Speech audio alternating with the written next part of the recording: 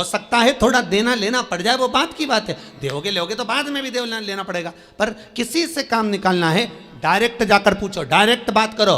पर आप पहले जीजा जी के पास गए, जीजा जी के बाद में फूफा जी के पास गए, फूफा जी के बाद में मामा जी के पास गए, फिर इतनी रिश्तेदारी ढूंढते हुए उनका संबंध किससे, उनकी पहचान किससे, उनका संबंध कहाँ से, तब जाकर आपने उनसे फ़ोन लगवाया, तब ऑफिसर के पास गए। ऑफिसर को गुस्सा इस बात का आया कि तुम जो 4 जनी के पास होके आए हो, तुमने अगर 50,000 रुपये दिया तो उसमें 10,000 तो इन्हीं को बांट दिया, फिर मेरे पास बचा क्या? तो फाइल उठा, फाइल को उठाओ यहाँ से, नहीं चाहिए, लेट, इसका काम बहुत लेट करना। डायरेक्ट जाता तुरंत काम होता। शंकर भगवान कह रहे हैं पहले इधर डोल लिया, उधर डोल लिया, उधर चले गया, ये देवी वो देवता वो धाम सारी दुनिया में रोकर आया, उसके बाद मेरे पास में आया और उसमें भी भटक रहा था, उसमें भी स्मरण में भटक रहा है। अगर एक बार चित्त वृत्ति से कह देता शंकर मैं तेरा हूं और तू मेरा है, इसके बाद तुझे भटकना नहीं पड़ता, तेरे कर्म को काट देता, तेरा जो पाप कर्म है उसको काट देता। सबने मना करा था भस्मासुर को वर मत देना। भगवान विष्णु के पास भस्मासुर गया था और भस्मासुर ने भगवान विष्णु से कहा वर दो, भगवान विष्णु ने कहा नहीं देता। ब्रह्मा से कहा वर दो, नहीं देता। सबके पास चले गया, उसने कहा कोई नहीं मानेगा, शंकर भगवान के पास चले गया। मात्र 2 दिन की तपस्या भस्मासुर ने करी, मात्र 2 दिन। और शंकर भगवान आकर पूछ लिए मांग तुझे क्या चाहिए। भस्मासुर आंखें मलता रहा कि 2 दिन में प्रकट हो गए, वहां तो हजारों साल तप करा तो नहीं प्रकट हुए, यहां तो 2 दिन में। शंकर भगवान से पूछा प्रभु आप असली हो?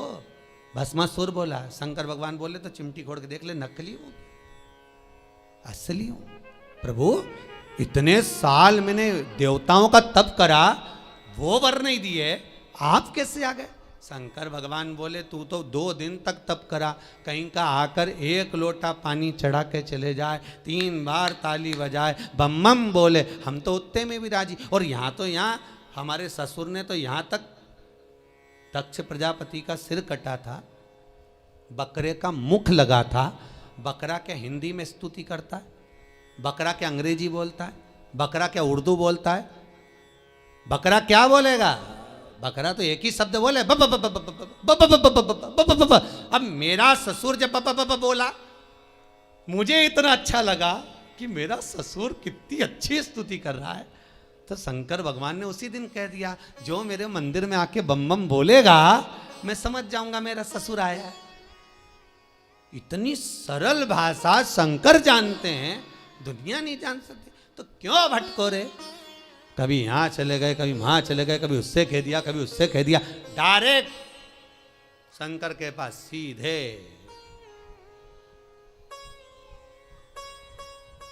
सीधे बोले, फिर लोग भले कहें क्या तू मिला जो तू फूलों नि समा, क्या मिल गया ऐसा जो तू फूलों नि समा रहे हो? एक ही मंत्र महान गुरु मेरो समरथ है, समरथ है गुरु अमृत है, मेरो एक ही मंत्र महान कि शिव मेरो समरथ। शंकर समरथ। कौन है जिसने यमराज को मारा? कौन है जिसने यमराज की पुत्री मृत्यु को मारा? केवल एक कालों का काल, महाकाल, दूसरा नहीं हो सकता। अकाल मृत्यु वो मरे जो काम करे चंडाल का, काल उसका क्या बिगाड़े जो भक्त हो महाकाल का। शंकर का भगत का बिगड़ेगा क्या? क्या बिगड़ेगा? शंभु है। भस्मासुर बोले 2 दिन का तप और तुम आ गए सामने? अरे 2 दिन बहुत होते हैं। तुलसीदास जी ने भस्मासुर का चरित्र पढ़ के ही लिखा होगा, आधी में पुनियाद, कि 2 दिन भी मत करो तुम तो, आधी घड़ी बहुत, आधी में पुनियाद बहुत, उतना ही बहुत है, उतना बहुत।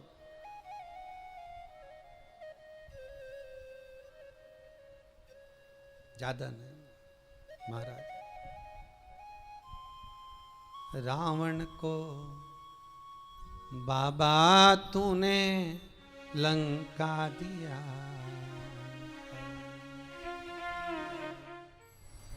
करुणा सागर कब करुणा कर जाए, त्रिकालदर्शी कैलाशी अविनाशी शंभु।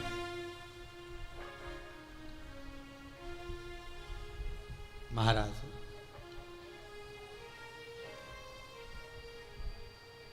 शिव पुराण कह रही है, बुजुर्ग कह रहा है कि हमारे इस पाप कर्म को काटते क्यों नहीं। भगवान कह रहे हैं काटने को तो मैं काट देता, मना नहीं है, पर मृत्यु लोक में अगर आए हो तो थोड़ा सा कर्म का भोग तो भोगना ही पड़ेगा। संपूर्ण जीवन सुखमय हो, खूब डनलफ के गद्दा हो, चकाचक भोजन हो, रोज 56 भोग खाओ, खूब अच्छे से रहो, तो भी दुख तो जीवन में थोड़ा ना थोड़ा तो घेरेगा ही, थोड़ा ना। पहला मंद प्रारब्ध, दूसरा तीव्र प्रारब्ध और तीसरा तीव्रतम प्रारब्ध। दूसरे नंबर का हमारा कर्म, अगर हमने बहुत बेकार कर्म है, हमारे बहुत तकलीफ है, बहुत कष्ट है, बहुत दुख है, शिव महापुराण की कथा कहती है कि सदगुरु की शरण चले जाओ। संत महात्मा जोगी सन्यासी तपस्वी साधक उपासक कोई सदगुरु के पास जाकर निवेदन करो तो कुछ हमारे पूर्व का करा हुआ पाप कटना प्रारंभ हो जाए, हमारा पुराना पाप धीरे धीरे कटे। सत्कर्म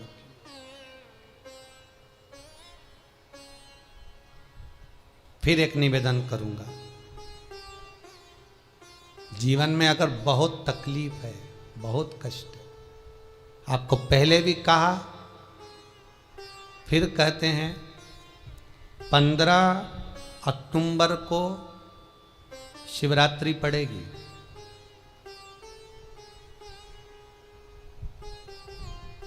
जो माघ महीने में शिवरात्रि पड़ती है उससे भी प्रबल शिवरात्रि 15 अक्टूबर को पड़ेगी।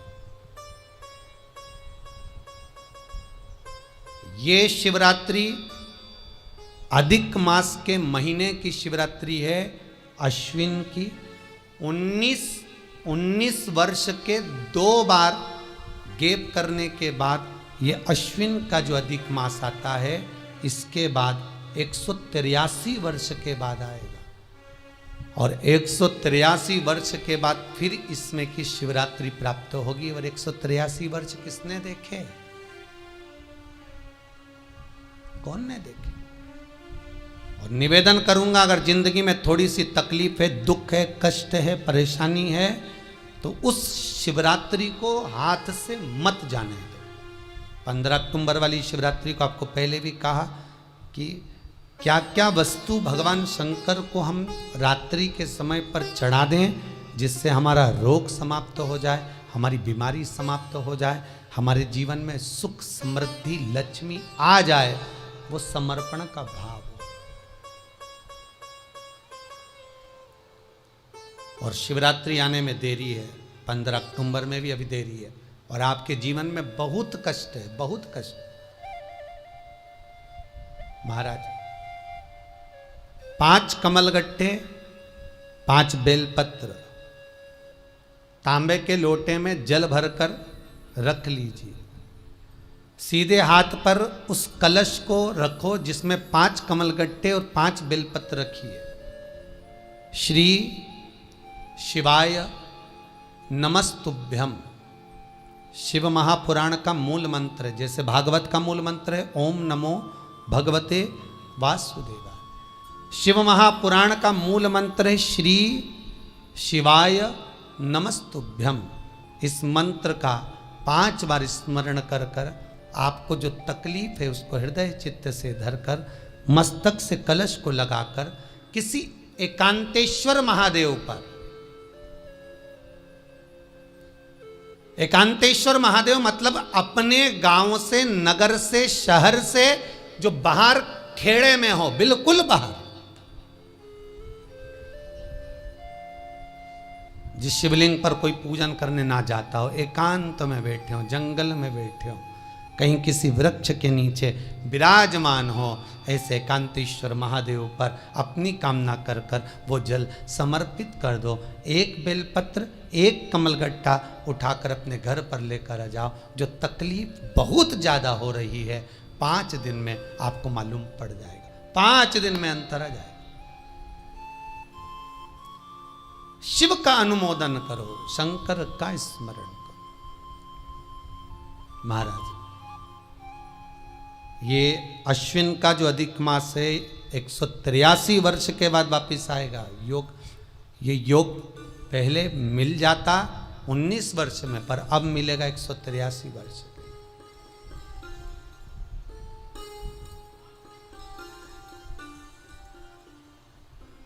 एक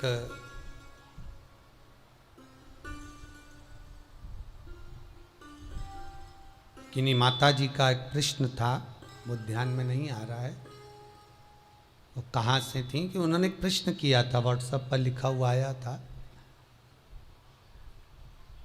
कि उनके घर में कोई बहुत ज़्यादा बीमार पड़ा हुआ है और बहुत बुजुर्ग है, लगभग 90-95 साल की हैं और शरीर गल गया, शरीर में अब कीड़े पड़ रहे हैं। सिस्टर को बुलाते हैं, डॉक्टर को बुलाते हैं, तब उनको साफ करते हैं, शरीर इतना गल चुका। उसके लिए क्या करना चाहिए? एक निवेदन करूंगा, एक भगोनी में गेहूं रख लीजिए, एक पात्र में गेहूं, जो बहुत बुजुर्ग हो चुकी हैं, कीड़े पड़ रहे हैं शरीर में, आपने एकादशी दे दी, गीता जी करवा दी, पाठ करवा दिया, गौदान करवा दिया, मोक्ष करवा दिया, सब कुछ करवा दिया, तो भी मुक्ति नहीं मिल रही है, तो पात्र में गेहूं रखकर उन माता जी की सीधे हाथ की 3 उंगलियां उस गेहूं में डालकर उनका नाम और गोत्र बोलकर वो गेहूं गाय को खिला दीजिए। पात्र किसी गरीबड़े को, भिक्षुक को दे दीजिए। महाराज, 3 या 4 दिन में मोक्ष प्राप्त हो जाता है। इतनी अगर भोग रही हैं तो कर सकते, इतना कष्ट अगर भोग रही हैं कि शरीर गल चुका है, कीड़े पड़ रहे हैं शरीर के अंदर और सारी खाल टपक टपक कर गिर रही है, तो उनकी मुक्ति हो, उनका मोक्ष हो। आज माता जी कह रही थी कि हमने गीता जी सुना दी, पाठ कर दिया, सब कुछ कर दिया, गौदान करा दिया, सब करा दिया, पर मुक्ति नहीं। शिव का हो, शंकर को, मेरे बाबा विश्वनाथ का स्मरण करो, मिलेगा। फिर निवेदन करूंगा, ब्रह्मा ब्रह्मलोक में रहते हैं, भगवान विष्णु बैकुंठ में रहते हैं। मृत्यु लोक का अगर कोई देव है तो वो महादेव है। पृथ्वी का अगर कोई देवता है तो वो देव अधिदेव महादेव है। पर हमारी आदत है, हम पड़ोस की काकी आती है तो उसको प्रणाम करते हैं, मासी सास आती है तो उसको नमन करते हैं, चाची सास आती है तो उसको नमन करते हैं, और घर में सास बैठी रहती है उसको कभी नमन नहीं करते। आदत है ना हमारी। दूसरों को तो हम प्रणाम कर लेंगे पर घर की सास को नमन नहीं कर पाते। उसी तरह हम भगवान विष्णु का स्मरण कर रहे हैं, ब्रह्मा का स्मरण कर रहे हैं, सारे 33 कोटि देवताओं का स्मरण कर रहे हैं, पर भूलोक का इस देव अधिदेव महादेव का हम कितना स्मरण कर रहे हैं। हम तो भगवान शंकर के मंदिर में भी जाते हैं तो छल करते हैं, गए मंदिर में, वहां का लोटा उठा लिया, पानी भर लिया, शंकर जी को चढ़ा दिया, लोटा दूसरे का, पानी दूसरे का, मंदिर भी दूसरे का, पानी चढ़ा दिया बस। और इतनी सात्वित्ववान सिर पे पल्लू मल्लू रे कि ऐसे पानी चढ़ाए। शंकर भगवान भी सोचे काय को नौटंकी करे रे, काय को नाटक करे, पानी दूसरे का, लोटा दूसरे का, शंकर जी पे चढ़ा रही। अगर शंकर को जल चढ़ाना है तो घर से लेकर जा, लोटा भी घर से लेकर जा, और अगर मंदिर का पानी लिया है, मंदिर का लोटा लिया है तो 1 रुपये लोटे का किराया, और 1 रुपये जो लाइट जली, पानी भरा जिस पुजारी ने, उसका 2 रुपया दान पेटी में डाल, तब जाकर तू शंकर को पानी चढ़ाएगी, तब शंकर उस जल को स्वीकार करता है। किसी की लगी लगाई थाली मिल जाए पूजन की और तुम सिर पे पल्लू लेके कुंकू चावल रोली बोली सब चढ़ा दो और बेचारी वो बाद में आए तो देखे तो यहाँ सब साफ, तो क्या भगवान स्वीकार करेगा? भगवान ऐसा स्वीकार नहीं करे। फिर निवेदन है, बरसाती मेंढक मत बनो रे, अच्छे से सेवा करो, थोड़ी करो पर अच्छी करो, घर से पानी लेकर जाओ।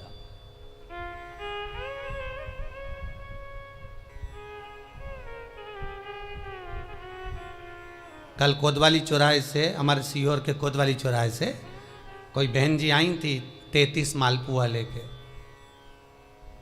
कहे गुरुजी संकल्प करा दो। हमने कहा पानी लाओ, तो क्या तुम्हारे यहाँ नहीं है? हमने कहा हमारे यहाँ तो कुआं है, लिया। चावल लाओ, तो क्या गुरुजी पूजन मंडप में होंगे ना चावल जरा सा। हमने कहा वापिस घर जाओ, निकलो। कितनी बार भागवत सुनी, राजा बलि के दरवाजे पर वामन भगवान खड़े हैं। राजा बलि वामन भगवान से कहता है प्रभु आपके एक हाथ में छत्र है, दूसरे हाथ में कमंडल है। तो राजा बलि कहता है आपके कमंडल का जल दे दो, मैं संकल्प छोड़ देता हूं। वामन भगवान कहते हैं राजन अगर मेरे कमंडल का जल लेकर तू संकल्प छोड़ेगा तो वो संकल्प मान्य नहीं होगा, तुझे स्वीकृत नहीं होगा। किसी की लगी लगाई थाली में से कुंकू चावल चढ़ा दोगे तो कुछ मिलना है क्या? अरे बोलो तो। विष्णु पुराण में तो यहां तक लिखा है कि किसी का लगा हुआ दिया, किसी का दिया मंदिर के अंदर रखा था, तुमने अपना डब्बा खोलकर बत्ती निकाल कर उसके दिए में रखकर जला दी और सोच रही है कि मैंने खूब बड़ा काम कर दिया, तो उसका तो फल ही नहीं मिला। विष्णु पुराण कह रही है खुद का दिया, खुद की बाती, खुद का दीप अगर जलाती तो फल मिलता। किसी मंदिर में तुम रोज डब्बी लेकर जाओ, बत्ती लेकर जाओ, मना नहीं है, पर उस मंदिर में पहले से 5 दिए, 7 दिए, 11 दिए तुम रख कर आओ तो जलाओ। दूसरे के रखे हुए दिए में 50 बार बाती जला कर आना, उसका कोई फल नहीं मिलने वाला, उसका कोई फल नहीं है हमारा।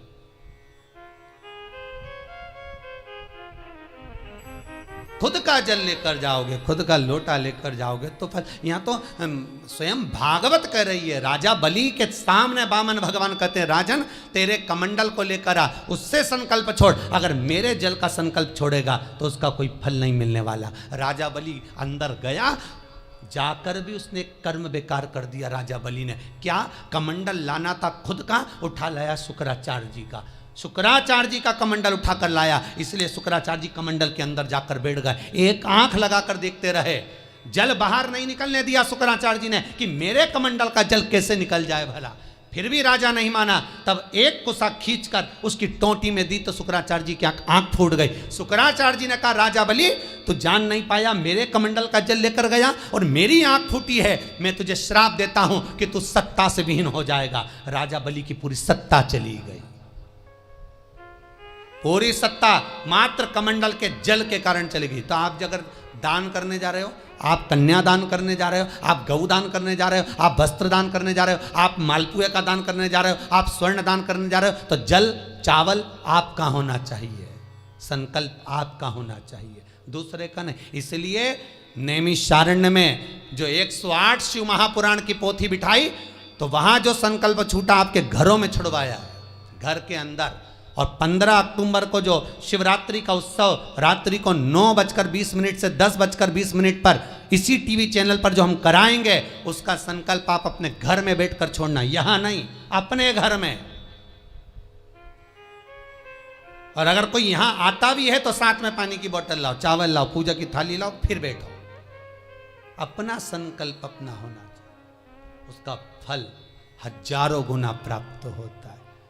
दूसरे का जल, दूसरे का चावल स्वीकार कर लिया, उससे फल की कामना नहीं है, हमारा मिलता नहीं। फिर भले 4 घंटे तक तुम ढोलक बजा बजा के गाओ, तांबा का हंडा में तातो धरा पानी और नींद आए भोला नवा के रहूंगी, भोले को अपना बना के रहूंगी। शंकर भगवान भी बोले पूरी रात गाए तो भी नहीं आऊं मैं, तो जा गाय को है भोलानाथ।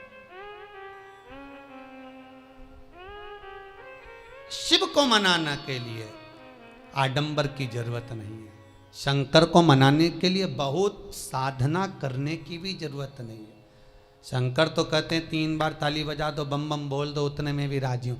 पानी नी भी चढ़ाए चलेगा, ताली नी भी बजाए चलेगा, बम बम नी भी बोला चलेगा। शंकर का शिव महापुराण की कथा कहती है इतना भी ना बने तो मेरे मंदिर के सामने से निकल कर चले जा, उतने में भी कल्याण कर दूंगा। ये भी ना बने तो मेरे मंदिर का शिखर देख ले, शिखर दर्शनम सर्व पाप नाशनम। मात्र शिखर का दर्शन कर लेने पर भी मैं तेरे पाप छिन्न कर देता हूँ, समाप्त कर देता हूँ, तेरी जिंदगी खुशियों से भर।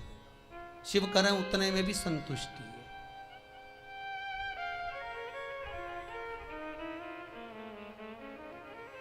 उतने में भी संतुष्टि।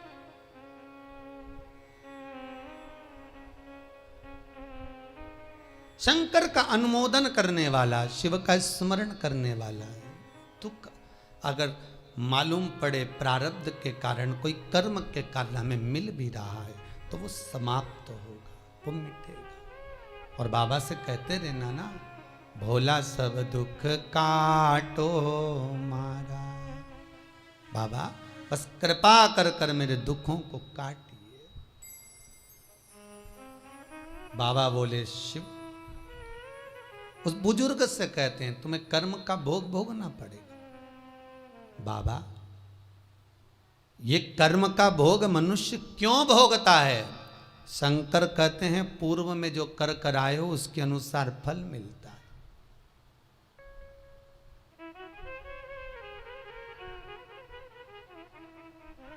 अभी 2 दिन पहले की कथा याद करो।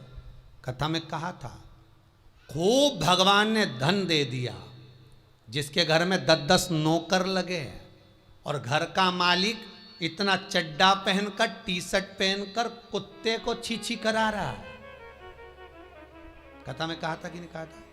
तो किसी ने प्रश्न किया था गुरुदेव इनके घर में 10-10 नौकर लगे, इनके घर के बच्चों को तो नौकरानियां पाल रही, दासियां पाल रही, और सेठ जी अच्छा चड्डा पहन के टी शर्ट पहन के कुत्ते को छी करा रहा। तो ये कहीं लिखा? अरे गरुड़ पुराण उठाकर देखो ना, ये भी कर्म का भोग है कि तेरे घर में 10 नौकर काम कर रहे हैं और कुत्ते को छी मॉर्निंग वॉक में तू करा रहा।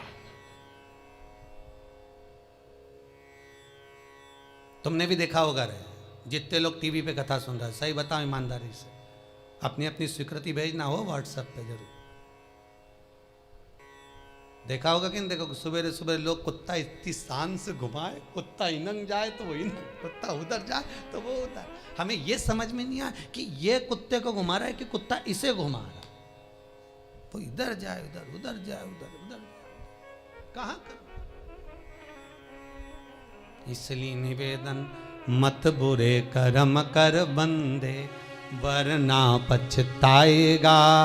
भगवान की आंखों से तू बच नहीं पाएगा, तू बच नहीं पाएगा। कर्म का भोग भोगना पड़सी पड़ेगा, चाहे रो के भोगो चाहे हंस के भोगो। इसलिए निवेदन है खूब बढ़िया चकाचक खाओ पियो मौज करो, जिंदगी अलमस्त जियो। कितनी भी जिंदगी में दुख आए रोना नहीं, सुखी रहना, मुस्कुराते रहो, क्योंकि आखिरी में जो फोटो टंगेगा वो तो मुस्कुराने वाला ही टंगेगा। तुम भले जिंदगी रो के निकालो, फोटो में तो तुम स्माइल देते ही मिलोगे, माला टंगी रहेगी मुस्कुराते। जित्तों के घर भी जाके देखोगे तो मुस्कुराता हुआ फोटो मिलना है, रोता हुआ किसी का नहीं मिलेगा, भले जिंदगी कितनी भी रो के निकालो।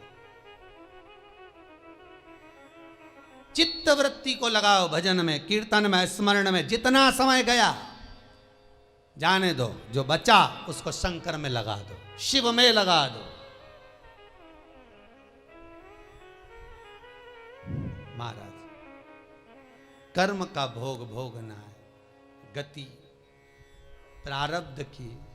दूसरी जो प्रारब्ध की गति है उसको कहा तीव्र प्रारब्ध।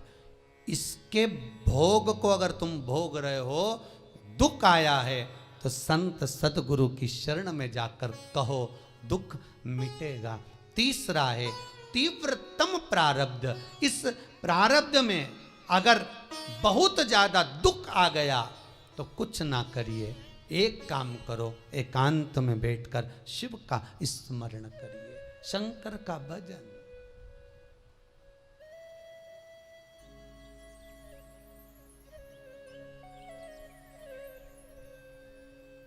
बटकेश्वर महादेव और पिपलेश्वर महादेव,